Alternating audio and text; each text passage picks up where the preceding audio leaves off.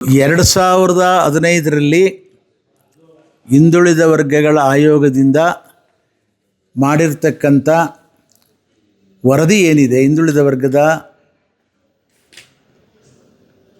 ಅಂಕಿಅಂಶಗಳ ವರದಿ, ಅದು ಸಂಪೂರ್ಣವಾಗಿ ಸ್ವಲ್ಪ ಮಟ್ಟಿಗೆ ಸೃಷ್ಟಿಸಿದ ಒಂದು ಆಯೋಗದ ವರದಿ.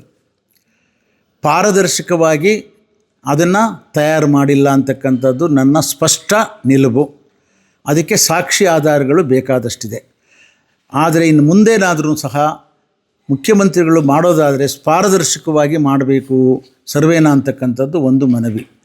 ಎರಡನೇದು, ನಮ್ಮ ಎಲ್ಲ ಆಯೋಗಗಳ ಇದುವರೆಗಿನ ಆಯೋಗಗಳ ಪ್ರಕಾರ ಕರ್ನಾಟಕದಲ್ಲಿ 80 ಜಾತಿಗಳಿದೆ, SC ST ಬಿಟ್ಟು. ಆ 80 ಜಾತಿಗಳಲ್ಲೇ ಈಗಾಗಲೇ ನಾವು ಹಿಂದುಳಿದ ವರ್ಗದವರು, ಮುಂದುವರೆದವರು ಅಂತೇಳ್ಬಿಟ್ಟು ಒಬ್ಬರಿಗೊಬ್ಬರು ನಾವು ಕಿತ್ತಾಡ್ತಾ ಇದ್ದೇವೆ. ಇದನ್ನು ಸಿದ್ದರಾಮಯ್ಯನ ಕಾಂತರಾಜ್ ವರದಿನಲ್ಲಿ ಒಳಪಂಗಡಗಳಿಗೆಲ್ಲ ಸೇರಿಸಿ 1351 ಜಾತಿಗಳನ್ನು ಕ್ರಿಯೇಟ್ ಮಾಡಿ ಒಳಪಂಗಡಗಳಿಗೆ ಕೋಡ್ ನಂಬರನ್ನು ಕೊಟ್ಟಿದ್ದಾರೆ. ಎಲ್ಲ ಒಳಪಂಗಡಗಳ ಜಾತಿಗಳನ್ನು ಮೆನ್ಷನ್ ಮಾಡಿದ್ದಾರೆ. ಇದರಿಂದ ಹಿಂದೂಗಳಲ್ಲಿ ಒಡೆದಾಟ 80 ಜಾತಿನಲ್ಲಿ ಇರ್ತಕ್ಕಂಥ ತಿಕ್ಕಾಟ ಗಿನ್ನ ಹೆಚ್ಚಾಗಿ 351 ಜಾತಿಗಳು ಸಹ ತಮ್ಮ ಅಸ್ತಿತ್ವಕ್ಕೆ ಕಿತ್ತಾಡ್ತಕ್ಕಂಥ ಪ್ರಮೇಯ ಉಂಟಾಗ್ತದೆ. ಇದಕ್ಕೆ ಕಾರಣವಾಗಿ ಬೇಸಿಕ್ಕಾಗಿ ಹೇಳಬೇಕು ಅಂತ ಹೇಳಿದ್ರೆ, ಈಗಾಗಲೇ SC STನಲ್ಲಿ ಒಳ ಮೀಸಲಾತಿಗೋಸ್ಕರವಾಗಿ ಸರ್ವೆ ನಡೀತಾ ಇದೆ. ಅದೇ ರೀತಿ ಹಿಂದೂಗಳಲ್ಲಿಯೂ ಸಹ ಎಲ್ಲ ಒಳಪಂಗಡಗಳು, ಎಲ್ಲ ಜಾತಿಗಳಿರ್ತಕ್ಕಂಥ ಒಳಪಂಗಡಗಳು ತಿರ್ಗಾ ಹೊಸ ಒಳ ಮೀಸಲಾತಿಗೋಸ್ಕರ ಫೈಟ್ ಮಾಡ್ತಾರೆ. ಯಾವುದೇ ರಿಸರ್ವೇಷನ್ಸನ್ನು 1351 ಜಾತಿಗಳಿಗೆ ಹಂಚೋದಕ್ಕೆ ಸಾಧ್ಯನೇ ಇಲ್ಲ.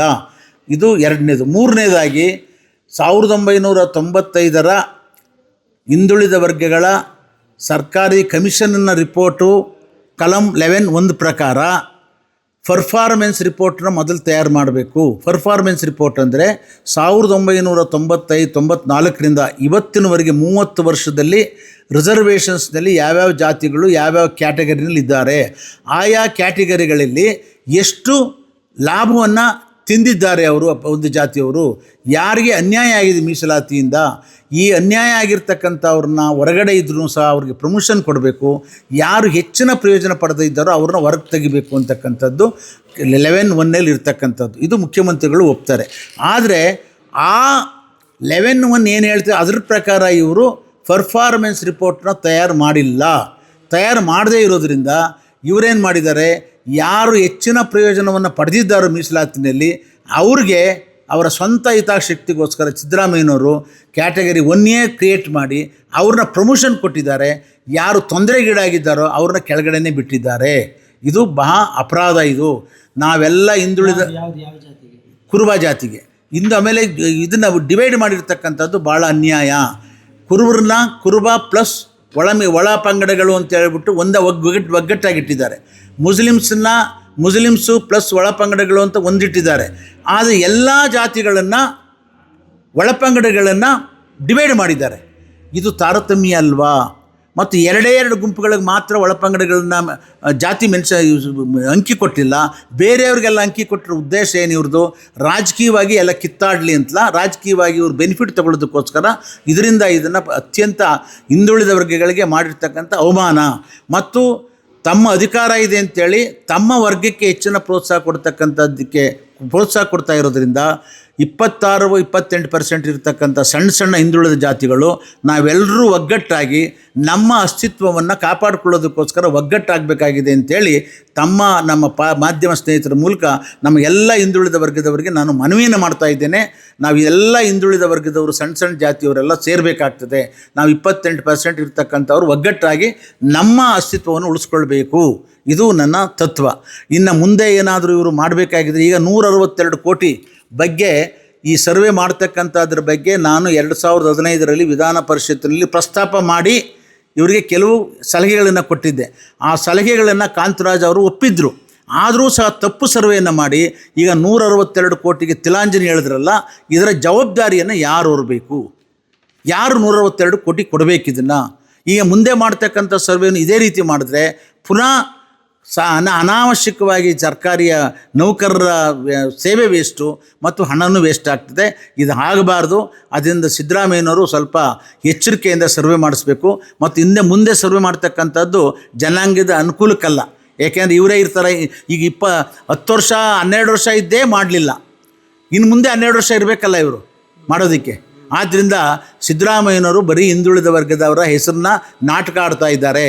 ಸಿದ್ದರಾಮಯ್ಯನವ್ರಿಗಿನ್ನ ನಾವೂ ಸಹ ನಾನು ವೀರಪ್ಪ ಮೊಯ್ಲಿ ಹಿಂದುಳಿದ ವರ್ಗದವರಿಗೆ ಸರ್ವೀಸನ್ನು ಮಾಡಿದ್ದೇವೆ.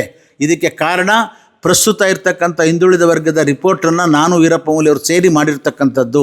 ಇಂಡಿಯಾ ದೇಶದಲ್ಲಿ ಎಲ್ಲೂ ಇಲ್ಲ ಕೋಆಪರೇಟಿವ್ ಸಹಕಾರ ಇಲಾಖೆಯಲ್ಲಿ ರಿಸರ್ವೇಷನ್ ಹಿಂದುಳಿದ ವರ್ಗದವರಿಗೆ.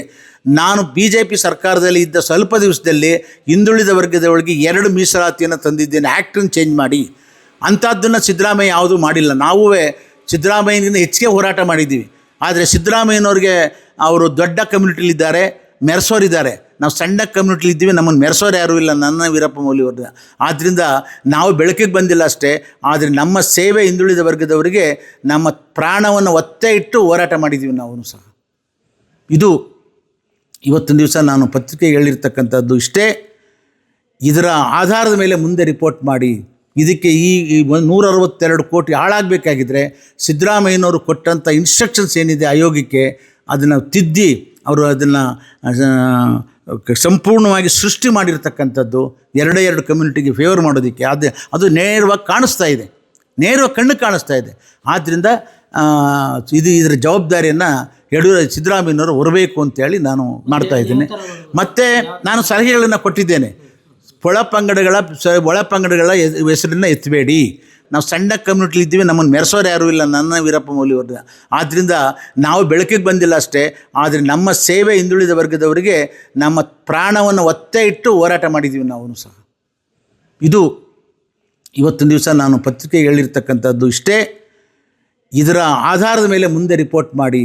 ಇದಕ್ಕೆ ಈ 162 ಕೋಟಿ ಹಾಳಾಗಬೇಕಾಗಿದ್ದರೆ ಸಿದ್ದರಾಮಯ್ಯನವರು ಕೊಟ್ಟಂಥ ಇನ್ಸ್ಟ್ರಕ್ಷನ್ಸ್ ಏನಿದೆ ಆಯೋಗಕ್ಕೆ, ಅದನ್ನು ತಿದ್ದಿ ಅವರು ಅದನ್ನು ಸಂಪೂರ್ಣವಾಗಿ ಸೃಷ್ಟಿ ಮಾಡಿರ್ತಕ್ಕಂಥದ್ದು 2 ಕಮ್ಯುನಿಟಿಗೆ ಫೇವರ್ ಮಾಡೋದಕ್ಕೆ. ಅದು ನೇರವಾಗಿ ಕಾಣಿಸ್ತಾ ಇದೆ, ನೇರವಾಗಿ ಕಣ್ಣು ಕಾಣಿಸ್ತಾ ಇದೆ. ಆದ್ದರಿಂದ ಇದರ ಜವಾಬ್ದಾರಿಯನ್ನು ಸಿದ್ದರಾಮಯ್ಯನವರು ಹೊರಬೇಕು ಅಂತೇಳಿ ನಾನು ಮಾಡ್ತಾಯಿದ್ದೀನಿ. ಮತ್ತು ನಾನು ಸಲಹೆಗಳನ್ನು ಕೊಟ್ಟಿದ್ದೇನೆ. ಒಳಪಂಗಡಗಳ ಹೆಸರನ್ನು ಎತ್ತಬೇಡಿ. ಮತ್ತು 1995 ಸರ್ಕಾರಿ ಆಜ್ಞೆಯ 11(1) ಆ್ಯಕ್ಟ್ ಏನಿದೆ ಅದರ ಪ್ರಕಾರ ಮೊದಲು ಯಾರು ಹೆಚ್ಚಿಗೆ ಮೀಸಲಾತಿಯಿಂದ ಬೆನಿಫಿಟ್ ತೊಗೊಂಡಿದ್ದಾರೆ ಅದರ ಪರ್ಫಾರ್ಮೆನ್ಸ್ ರಿಪೋರ್ಟ್ನ ತಯಾರು ಮಾಡಿ. ಆ ಪರ್ಫಾರ್ಮೆನ್ಸ್ ರಿಪೋರ್ಟ್ನ ತಯಾರು ಮಾಡಿ ಯಾರಿಗೆ ಅನ್ಯಾಯ ಆಗಿದೆ ಅಂಥವ್ರನ್ನ ನೀವು ಹೆಚ್ಚಿನ ಒತ್ತನ್ನು ಕೊಡಿ. ರಿಸರ್ವೇಷನ್ನಲ್ಲಿ ಯಾರು ಹೆಚ್ಚಿಗೆ ತಿಂದಿದ್ದಾರೋ ಅವ್ರನ್ನ ಹೊರಗೆ ಹಾಕಿ ಮೀಸಲಾತಿಯಿಂದ. ಇದನ್ನು ನಾನು ಆಗಲೇ ಅದನ್ನು ಸಜೆಷನ್ಸನ್ನು ಕೊಟ್ಟಿದ್ದೀನಿ. ನಾನು ಇದನ್ನು ಮಾಡಿದ್ರೆ ಆಗ ನಿಜವಾಗಿ ಸಿದ್ದರಾಮಯ್ಯನವ್ರಿಗೆ ಕಳಕಳಿ ಇದೆ ಹಿಂದುಳಿದ ವರ್ಗದವರಿಗೆ ಅಂತ ಗೊತ್ತಾಗ್ತದೆ. ಇಲ್ಲ ಅಂದರೆ ಬರೀ ಜನಗಳಿಗೆ ಕಣ್ಣೊರೆಸ್ತಕ್ಕಂಥ ಕೆಲಸ ಮಾಡೋದು ಬೇಡಿ. ಸಿದ್ದರಾಮಯ್ಯನವರೇ, ನೀವು ಹಿಂದುಳಿದ ವರ್ಗದವ್ರಿಗೆ ಧ್ವನಿ ಇದೆ, ಧ್ವನಿ ಮಾತಾಡ್ತೀರಾ, ಮಾತಾಡುವಷ್ಟೇ ಹೃದಯ ಇರಬೇಕು. ಇದು ದೇವರಾಜ ಅರಸನವ್ರಿಗಿತ್ತು. ವೀರಪ್ಪ ಮೊಯ್ಲಿ ಅವರು ನಾವು ಮಾಡಿದಂಥ ಗೌರ್ಮೆಂಟ್ ಆರ್ಡ್ರಿಗೆ ಇವತ್ತಿನವರೆಗೂ ಯಾರೂ ಚಕಾರ ಎತ್ತಿಲ್ಲ. ಆದರೆ ಇವರು ಆಯೋಗದ ರಿಪೋರ್ಟ್ಗೆ ಇವತ್ತು ಅಲ್ಲೋಲ ಕಲ್ಲೋಲ ಆಗಿರೋದು ಕಾರಣ ಏನು? ಆದರೆ ವೀರಪ್ಪ ಮೊಯ್ಲಿ ಅವರು ನಾನು ಸೇರಿ ಮಾಡೋದು ಪಾರದರ್ಶಕ, ಇವ್ರದ್ದು ಪಾರದರ್ಶಕ ಇಲ್ಲದೇ ಸ್ವಂತಕ್ಕೋಸ್ಕರ ಮಾಡಿರ್ತಕ್ಕಂಥದ್ದು. ಇದು ನನ್ನ ಸ್ಪಷ್ಟವಾದಂಥ ಅಭಿಪ್ರಾಯ.